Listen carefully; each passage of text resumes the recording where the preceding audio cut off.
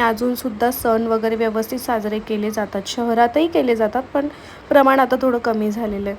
तर इथे आमची पूजा वगैरे झाली होती. नंतर आम्ही महादेवाचं, गणपतीचं आणि हनुमानाचं दर्शन वगैरे घेतलं होतं. घरी आलो, मग आईंच्या लक्षात आलं की अरे आपण नारळच नेलं नाही आणि नारळच तिथे फोडलं नाही.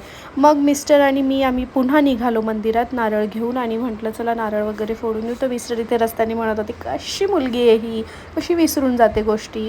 तर इथे बघा मिस्टरांनी एका झटक्यात नारळ फोडले. वा रे माझा शक्तिमान, व्हेरी गुड. मग ते गेले मध्ये. नंतर त्यांनी पाणी वगैरे दाखवून दिलं होळीला आणि मी त्यांना 1 रुपयाचा कॉईन दिला की होळीमध्ये टाका म्हणून, म्हणजे तो आईंनीच दिला होता. त्यानंतर इथे त्यांनी महादेवाचं दर्शन घेतलं, गणपतीचं घेतलं, प्रदक्षिणा केली, हनुमानाचंही दर्शन घेतलं आणि प्रदक्षिणा केली. ते तसे रोजच येत असतात महादेवाला. मग इथे आम्ही 5 मिनटं बसलो होतो, तर ते मला काहीतरी सांगत होते, आता मला आठवत नाही आहे ते. बस मग थोड्या वेळाने आम्ही निघालो. ते म्हणत होते खूप भूक लागली. म्हटलं काय तुम्ही, घरी आलो पाहतो तर आई पप्पा जेवायला